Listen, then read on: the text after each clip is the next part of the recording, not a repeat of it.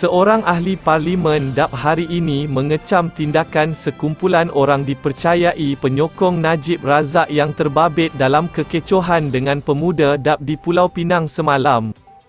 Dalam kenyataannya, Kelvin Yee berkata tindakan penyokong bekas Perdana Menteri terbabit adalah terkutuk lebih-lebih lagi apabila protes yang dilakukan bersifat aman. Saya mengutuk sekeras-kerasnya keganasan yang ditunjukkan terhadap mereka pemuda DAP yang menyuarakan pandangan secara aman. Kelakuan seperti itu tidak harus berlaku dan sebahagian daripada budaya politik lapuk yang kami ingin tukar untuk masa depan negara yang lebih baik, katanya.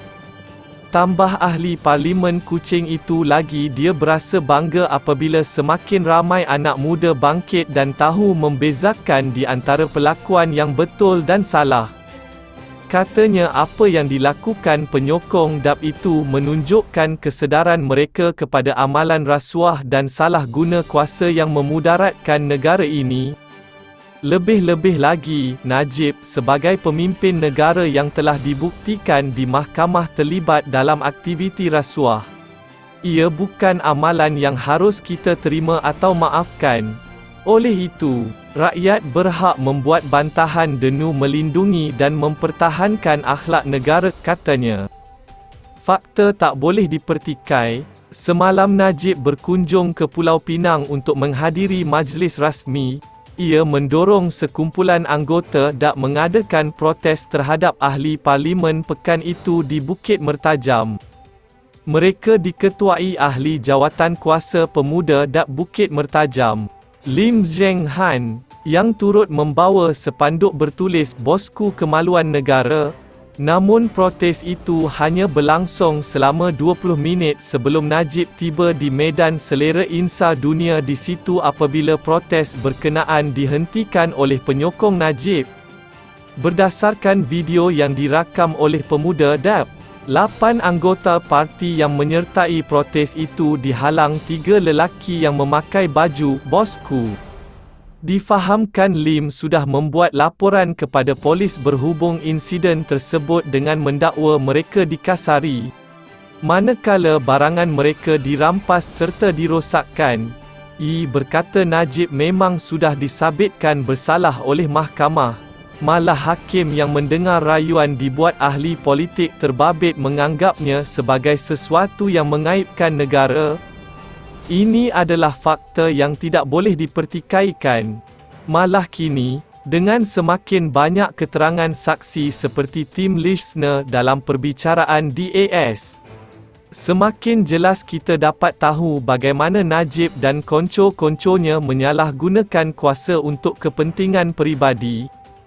Orang seperti itu yang dikatakan national embarrassment dan menjatuhkan nama negara di persada antarabangsa tidak harus diberikan layanan sebagai seorang wira, katanya.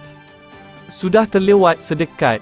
Sementara itu ahli parlimen Kepong Lim Lip Eng dalam kenyataan lain mengecam tindakan Najib yang menafikan dia membuat kenyataan seperti dilaporkan muka depan akhbar utusan Malaysia pada 2013.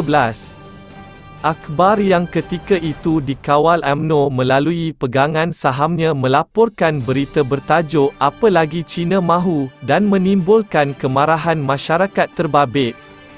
Kata Lim, mengapa baru sekarang bekas Presiden UMNO itu menafikan perkara tersebut malah menuduh DAP menggunakannya untuk propaganda parti terbabit. Sangat aneh untuk seseorang mengungkit kembali tajuk utama sebuah akhbar selepas hampir sedekat ia berlalu.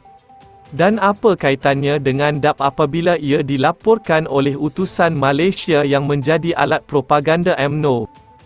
Sebagai Perdana Menteri sebelum mengalami kejatuhan yang memalukan dalam PRU 2018, Najib boleh mengarahkan pelbagai agensi berita milik kerajaan dan jurucakap UMNO, utusan Malaysia, untuk menafikan dia pernah menyebut "apa lagi Cina mahu", sama seperti dia menafikan merompak berbilion ringgit wang negara melalui dana 1MDB.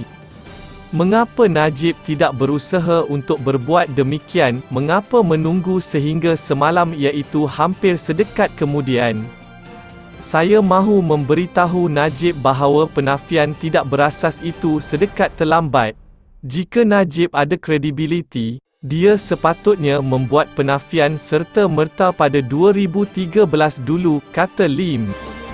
Terima kasih kerana menonton.